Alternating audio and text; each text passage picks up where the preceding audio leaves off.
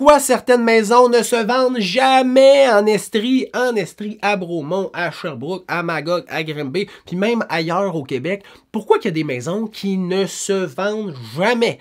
Je vais te le dire, moi, puis on va passer au travers de plusieurs points pour que tu puisses éviter de faire ces erreurs-là. Parce qu'il y a des propriétés qui se vendent jamais, il y a des propriétés qui se vendent mais que ça prend des années, il y a des propriétés qui se vendent mais à 150 000 de moins que le prix affiché, puis ça fait pas de sens. C'est beaucoup d'argent perdu, beaucoup de temps perdu pour des décisions qui ont été mal prises. Fait qu'aujourd'hui, on va passer au travers de certains points à éviter ou des raisons pour lesquelles les propriétés ne se vendent pas. La première, la mauvaise préparation de la maison. C'est quoi préparer une maison? La première chose, là, la plus grosse affaire que tu peux faire pour préparer ta maison, c'est de décharger la maison. Oui, c'est pas de peinturer tes moulures, c'est pas d'installer des cadres, c'est pas de faire tes plates-bandes, c'est de décharger ta maison. J'ai fait plusieurs vidéos sur le sujet, mais je vais quand même survoler ce point-là. C'est quoi décharger une maison? Check bien. Dans un salon, on veut quoi? Dans un salon, on veut, mettons, une télé, un meuble de télé, on veut peut-être une table basse, puis les fauteuils, puis une lampe, mettons, pour avoir de la lumière. C'est ça qu'on veut. Ça, c'est le minimum pour que la personne puisse bien comprendre la vocation de la pièce. C'est quoi cette pièce-là? C'est un salon. Après ça, on home stage avec un cadre punché, 2-3 plantes bien placées, un petit bibelot pour venir donner un punch, venir donner une vie, une vibe à cette pièce-là.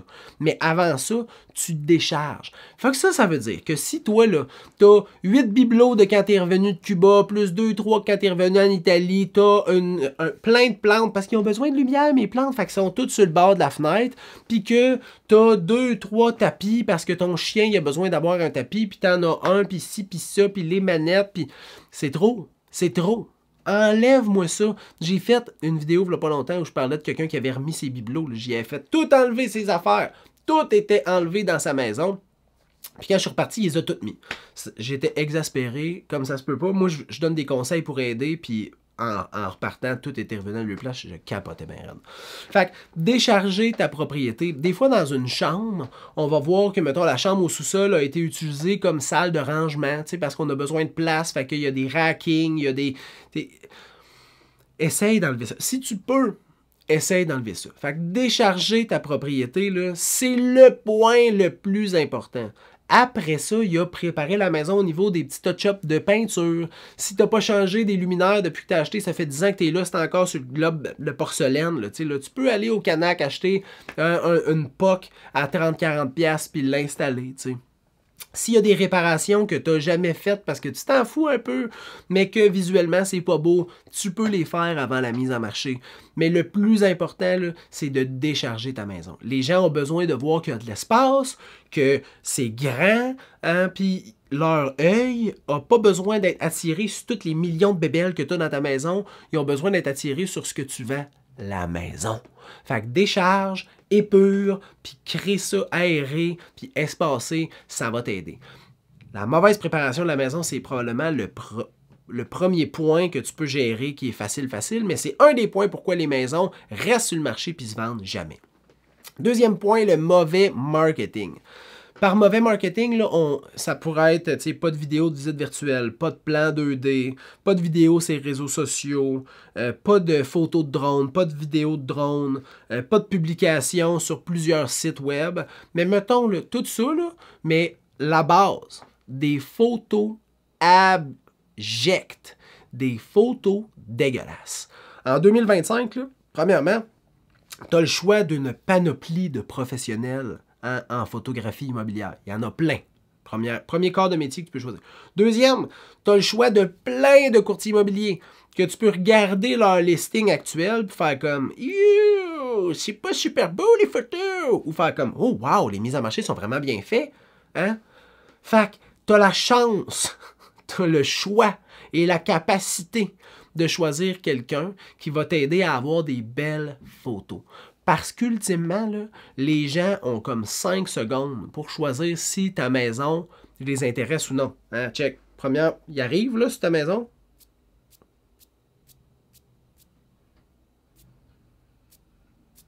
Et voilà, c'est fini. Ils ont-tu de l'intérêt ou pas d'intérêt?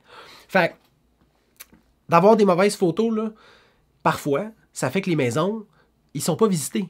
Les gens ne se déplacent pas pour aller la voir. Mais s'ils ne se déplacent pas pour aller la voir, c'est sûr qu'elle ne peut pas se vendre parce qu'il n'y a pas eu de visite. Fait que d'avoir des photos abjectes, c'est une des raisons pourquoi les maisons ne se vendent pas en Estrie. Troisième point, une grosse odeur de clope en dedans. Il n'y a personne, même un fumeur, qui veut une maison qui sent le cendrier. Fait que, mettons que tu es sur le bord de vendre ta maison, là, premier conseil, là, arrête de fumer en dedans. Arrête de fumer en dedans. Va fumer dehors. Va fumer dehors. Rentre même pas ton manteau, ton coton ouetté, hein, tes affaires, tes habits de fumeur. Là, laisse ça loin de la propriété. Mets ça dans le garage. Hein. Après ça, fais nettoyer ton échangeur d'air, ta thermopompe, nettoie tes murs. Puis plus tard, tu vendras ta maison. Parce qu'il n'y a personne qui aime ça, une vieille odeur de clope, de cendrier avec l'humidité. Tu sais, là, quand tu arrives au IGA, tu débarques de ton char, puis tu rentres, puis là, entre ton char, le trottoir, puis le IGA, ici, là, il y a un grand couloir de fumée de quelqu'un qui a fait... puis qui est rentré, là, c'est dégueulasse. C'est dégueulasse là-bas, mais t'es pas pour acheter l'IGA. Mais la maison que tu visites, t'es pour l'acheter. Fait que ça, c'est une des raisons pourquoi les maisons vont rester sur le marché, là, parce que ça sent la grosse clope. Puis là, tu me diras, ce point-là, François, c'est bizarre que tu l'as mis dans ta vidéo. Je te dis, là, c'est irritant sur un autre niveau quand ça sent la clope. Quatrième point, la mauvaise plateforme d'affichage. T'as le choix, là. T'as le choix de prendre la plateforme qui, d'après toi, va te permettre de réaliser le plus ton projet immobilier. Black Market, Kijiji, l'APAC, la petite plateforme verte, Centris. Hein? Tu as le choix. Des nouvelles plateformes qui vont émerger bientôt. Tu as le choix. Là, à partir de là, il faut que tu te poses la question, quelle est la plateforme qui, d'après moi, réalise le plus les conditions, pas les conditions, qui réalise le plus les transactions immobilières. Sur quelle plateforme les vendeurs réussissent le plus à vendre? Où il y a le plus de transactions immobilières? Puis là, à partir de là, regarde le coût versus l'investissement versus les avantages, puis choisis. Mais la quatrième chose qui fait que les maisons en Estrie ne se vendent pas, c'est que c'est pas affiché au bon endroit.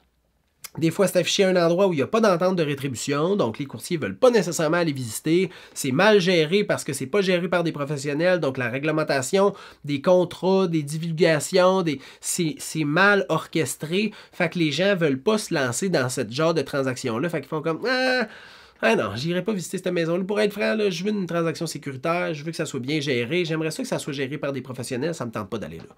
Fait que ça, c'est la quatrième raison pourquoi les maisons peuvent rester sur le marché puis se vendent pas en Estrie. Le dernier point, c'est le plus important. Tu me vois-tu venir? Est-ce que tu me vois venir?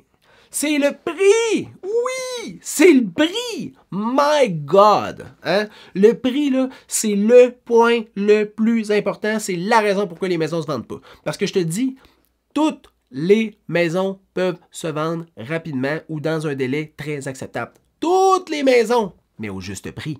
Fait que si tu as un château là, sur le bord du même Magog, ça peut se vendre à un prime price parce que tu as une prime localisation puis une prime maison.